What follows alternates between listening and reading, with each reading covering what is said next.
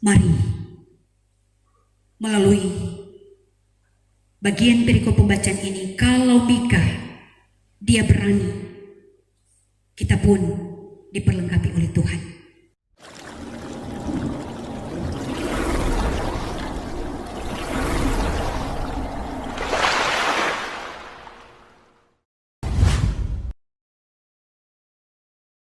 Jemaat yang dikasihi oleh Tuhan kita Yesus Kristus, salam sejahtera bagi kita sekalian yang oleh karena kemurahannya kita ada saat ini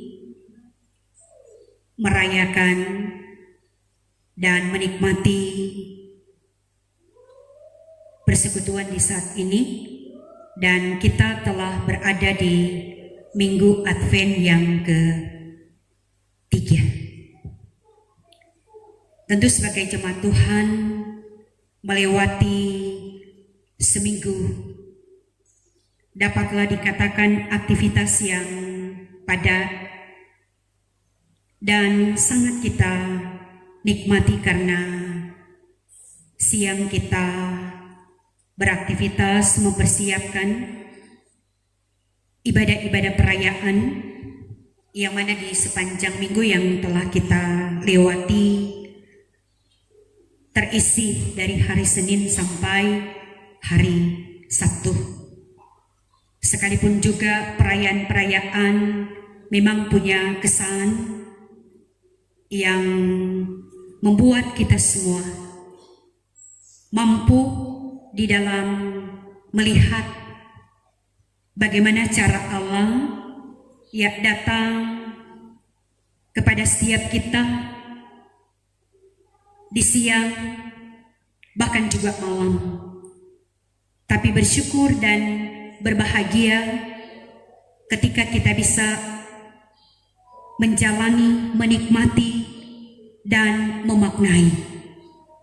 Sekalipun memang sangat terasa kelelahan, keletihan, sehingga juga cuaca ini ada banyak orang yang secara fisik terserang kelemahan. Tetapi setiap yang terpanggil mengindahkan suara Tuhan tidak akan melewatkan setiap momen-momen yang sebenarnya sangat dinanti-nantikan. Sebagaimana juga bagi kita, Bapak Ibu, para lanjut usia, pemuda, remaja, dan anak-anak. Memang terkadang karena kelelahan, ada kalanya kita menyerah. Nanti Jo, berikut. Jadi bersyukur kita kalau ada saat ini kita bisa menikmati persekutuan, dipersiapkan untuk merayakan, menghayati, memaknai Minggu Advent yang ketiga, sambil kita dipersiapkan melalui pembacaan firman dalam kitab Mika 5 ayat 1 sampai dengan ayat 14. Berita dalam kitab Mika ini memang banyak kali diangkat ketika kita memasuki minggu-minggu Advent. Karena ini berita nubuatan.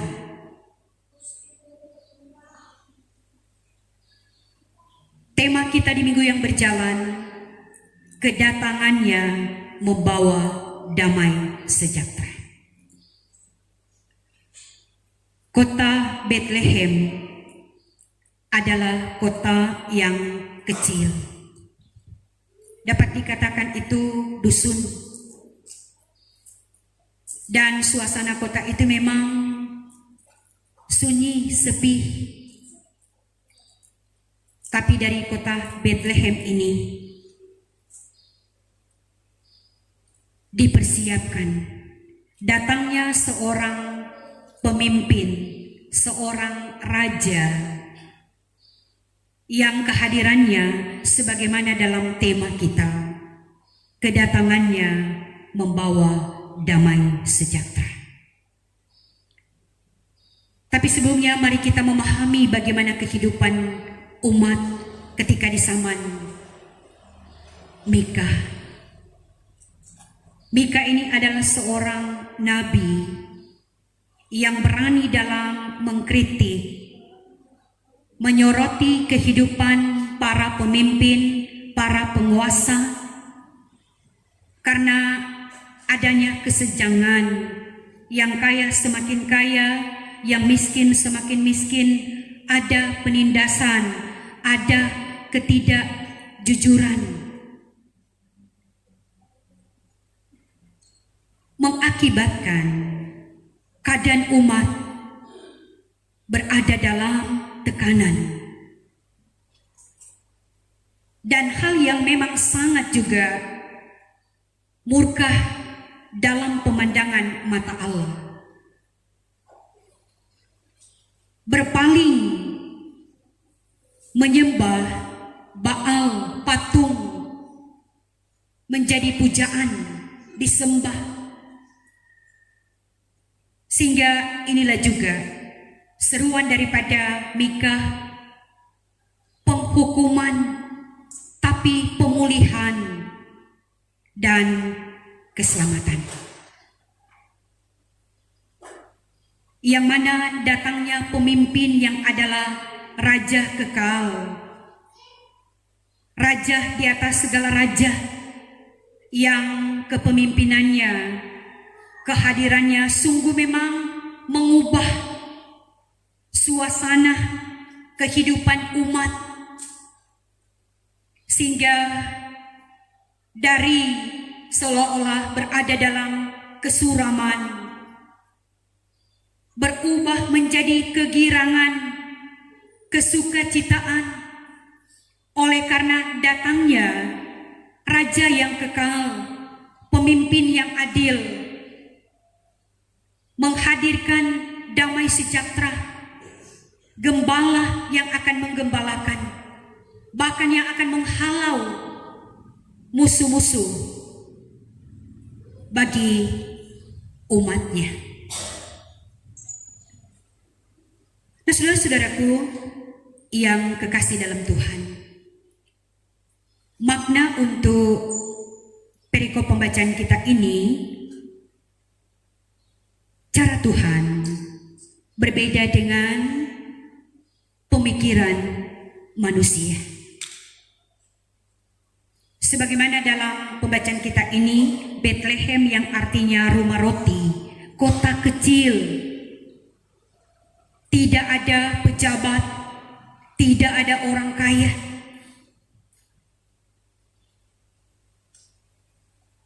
Tetapi dipakai sebagai sarana. Kota yang kecil menjadi kota yang besar, karena di sanalah keturunan Daud, Mesias, yang oleh berita nubuatan daripada Mika, kehadirannya memang mendatangkan damai sejahtera. Tidak ada raja, tidak ada gembala yang bisa melepaskan mereka dari cengkraman, yaitu karena pertama dosa.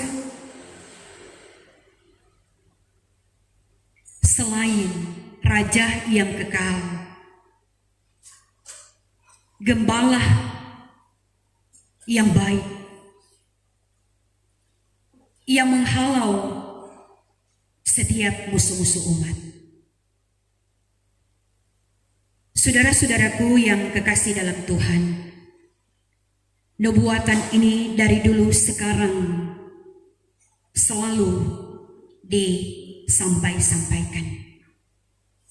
Ini tinggal saja mengingatkan kita yang mana cara manusia dan cara Allah itu sangat berbeda. Manusia melihat hal-hal yang kelihatan, tetapi Allah melihat hal yang tidak kelihatan. Firman ini juga memang menghentar dan membuka wawasan berpikir kita. Seolah-olah hal yang kecil itu sepele, tidak terhitung, tidak terpandang, tidak ada arti. Yang dilihat hal yang besar ketika mungkin kaya, memiliki jabatan, orang berpengaruh. Maka firman ini lagi, dia datang memberikan pengertian dan pemahaman bagi setiap kita. Semuanya sangat berharga bagi Allah. Maka demikian pun bagi setiap kita, mengingatkan setiap kita sangat berbeda di hadapan Allah. Yang menjadi ukuran adalah ukuran manusia. Tapi mari kita sadar, mungkin di mata manusia kita memang kecil, kita tidak berharga, kita tidak terpandang, kita tidak terhitung. Tetapi bagi Allah sangat mulia, sangat berharga. Karena apa? Tentu menunjuk buah-buah kehidupan yang setiap hari, setiap saat itu yang kita lakukan karena kita masih diberikan kesempatan. Bahkan juga dengan keadaan yang ada sementara kita merayakan, menghayati dan memaknai dari dulu sampai sekarang, dengan keadaan mungkin membuat kita capek, lelah, dengan keadaan yang sangat nyata. Sehingga mungkin kita berpikir, kedamaian itu sangat jauh dari kita, keadilan itu sangat jauh dari kita, kejujuran itu sangat jauh dari kita. Ya, hal-hal yang menjadi kerinduan ini sangat jauh di benak hati kita. Selalu terpikir, sehingga terkadang hal-hal ini membuat kita seolah-olah jauh dari pengharapan. Apalagi merasa saya tidak ada apa-apanya di mata manusia. Tidak ada yang bisa membela, menolong, bahkan memperjuangkan. Nah, saudara-saudaraku, masa-masa Advent ini dalam pengharapan kita, letakkanlah pengharapan jangan kepada manusia, tetapi arahkan hati dan pikiran kita. Karena yang pasti setiap kita telah menguji, kita datang kepada manusia, banyak kali kita dikecewakan. Banyak kali juga mungkin kita merintih, meratap, seolah-olah kita mengharapkan pengasihan, pertolongan. Tetapi yang kita alami cuek, kita tidak diperdulikan, kita tidak dihiraukan. Karena kita orang-orang biasa, itu sangat nyata. Kalau orang dia dalam pandangan punya kedudukan, punya kekayaan, dan dia sangat berpengaruh, begitu mudah orang untuk memberi tempat. Tetapi kalau orang lemah, orang biasa-biasa saja, pasti setiap kita mengalaminya. Nah, saudara-saudaraku, bagaimana kehidupan umat Israel di zaman Mika tidak lepas juga, memang berbeda persoalan, masalah, tetapi teralami dalam kehidupan ini tetap sama.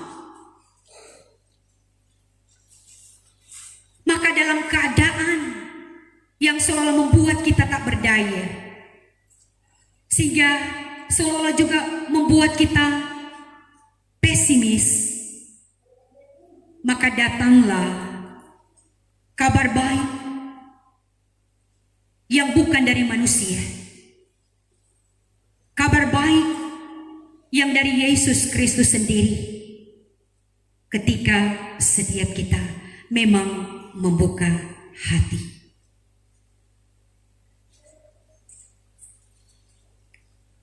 Torang rasakan begitu berat menjalani kehidupan ini. Pasti akan datang pada satu pengakuan. Allah mengerti. Hanya Allah yang menerima kita apa adanya. Tetap manusia terbatas. 1-2 kali mampu dia menjamin. Lebih daripada itu, pasti kekecewaan. Bahkan membawa kita luka batin. Tetapi ketika kita datang kepada Allah, dari kesuraman, membangkitkan, ada harapan baru. Jadi masa-masa ini, sekalipun memang dalam kehidupan ini belum terlepas dengan ujian kehidupan, kita melihat sehingga ada banyak pertanyaan-pertanyaan. Kalau kita hadapi sendiri, tidak akan ada penyelesaian. Tetapi kalau kita datang kepada Tuhan, Dia proses. Banyak kali tidak terjadi perubahan karena banyak kali kita protes kepada Tuhan. Mana mungkin akan ada perubahan, akan ada pembaharuan. Allah masih berproses. Kita sudah protes. Jadi jalani proses Tuhan itu sambil dalam kerendahan hati. Dengan itu kita pasti akan kuat menjalani. Damai sejahtera sejak minggu Advent pertama sampai saat ini dikumandangkan. Damai sejahtera itu dari Yesus Kristus. Kita ini adalah agen-agen. Kita ini adalah perpanjangan tangan Tuhan, pembawa kabar damai sejahtera di tengah kelelahan, keletihan, kelesuhan, kesuraman. Mari melalui bagian perikop pembacaan ini, kalau Mika dia berani, kita pun diperlengkapi oleh Tuhan. Kita berani menyampaikan damai sejahtera itu. Dan yang terpenting juga, karena setiap kita telah merasakan. Kalau setiap kita telah mengalami damai sejahtera Tuhan, maka jamahan Tuhan menggerakkan kita, sebarkan, sampaikan, supaya ada banyak orang yang bisa menikmatinya di tengah kegelapan dunia ini. Tuhan memberkati kita sekalian. Amin.